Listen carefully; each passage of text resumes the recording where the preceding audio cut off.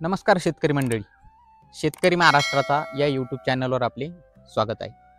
आजचा जो आपला विषय आहे तो आहे कपाशीतील तण नियंत्रण। आता कपाशी लागवड झाल्यापासून तर 25 दिवसानंतर आपण जे तण नियंत्रण करतो, तण नियंत्रणासाठी जे आपण तणनाशक हर्बिसाइड वापरतो ते आपण कोणतं वापरावं व ते कोण्या पद्धतीने वापरावं ही सर्व माहिती या व्हिडिओतून मिळेल।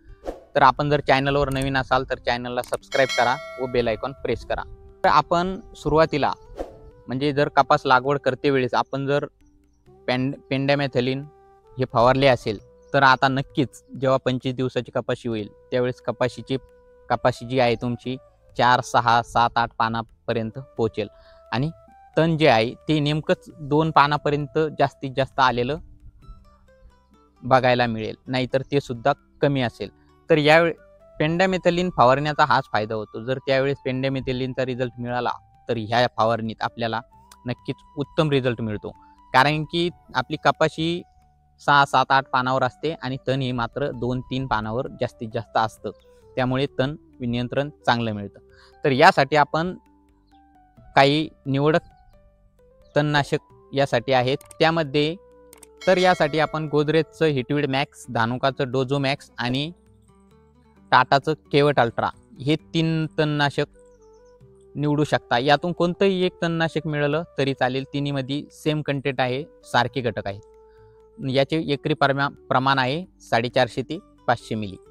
आता हे तणनाशक फवारताना एक महत्त्वाची गोष्ट, जर तुम्ही असा विचार केला की आपलं आता 1 एकर क्षेत्र आहे, 450 ml आपण पॅकिंग आणली आणि आता आपल्याला याच्यात 5 टाक्यातच आपण मारून टाकू आणि मोकळे होऊ पूर्ण क्षेत्र आणि 400-450 ml वापरू, तसं चालणार नाही।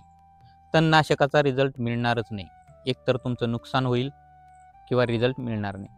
तर यात काय होईल, यात पाणी तुम्हाला कमीत कमी 150 ते 200 लिटर वापरणे गरजेचेच आहे, तर त्याचा रिझल्ट तुम्हाला मिळणार। आणि पाणी ही स्वच्छ असावे, बोरचे पाणी वापरू नका, शक्यतो विहिरीचे पाणी वापरा, तेही शुद्ध एकदम, आणि त्यात लिंबू टाकून तुम्ही पाणी शुद्धीकरण नक्की करा, त्याने नक्कीच चांगला फायदा मिळेल। तर पाणी आपल्याला 150 ते 200 ml लिटर वापरायची आणि औषधी 450 ते 500 ml। याची फवारणी करताना स्प्रे जो आहे एकदम छोट्या बारीक कण जे असते ना, एकदम धुपणासारखा स्प्रे चालतो, तो स्प्रे शक्यतो वापरा। डबल बॅटरी पंप वापरा, म्हणजे जेणेकरून स्प्रे एकदम फास्ट आणि धुपणासारखा चालेल आणि रिझल्ट चांगला मिळेल। शेतकरी मित्रांनो, आता विषय पाण्याचा जो घेतला आपण तो का जास्त घेतला आहे, जे औषधाचं प्रमाण तण नियंत्रणासाठी आहे ना ते एकरी 10 टाक्याचं आहे। आता 10 टाक्यात तुम्ही 450-500 ml औषध तुम्हाला टाकायचे आणि तुम्ही 5च टाक्यात जर टाकलं तर नक्कीच याचा शॉक तुमच्या कपाशीला बसणार आणि तुमचे नुकसान होणार। गवत तर जळेल पण कपाशीलाही शॉक बसेल, हे मात्र नक्की ध्यानात घ्या।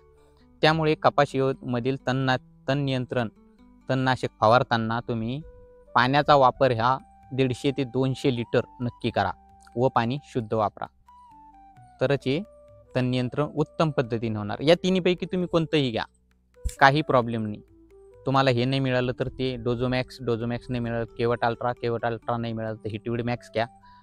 हे निवडक तणनाशक आहे कपाशीतील, हेच फवारा। याने म्हणजे यात जे घटक आहे ना 2, त्यातला एक घटक जो आहे तो गोल पानात तण नियंत्रण करतो आणि जो दुसरा घटक आहे तो लांब पानाचं तण नियंत्रण करतो, त्यामुळे उत्तम तण नियंत्रण आपल्याला मिळते। त्यामुळे हे तण नियंत्रणासाठी तुम्ही वापरू शकता। व शेतकरी महाराष्ट्राचा या चॅनलवर आपण नवीन असाल तर चॅनलला सबस्क्राइब करा व बेल आयकॉन नक्की प्रेस करा। शेतकरी मंडळी, नवीन चॅनल आहे त्यामुळे व्हिडिओ थोडा बनवण्यात थोडंफार म्हणजे असं गुंतल्यासारखं होतंय, पण आणखी अनुभव सुरू आहे घेणं। शेवटी शेतकरीच आहे, अनुभव घेईल आणि अनुभव ही शेतकऱ्यांपर्यंत पोहोचविल, हे मात्र नक्की। धन्यवाद।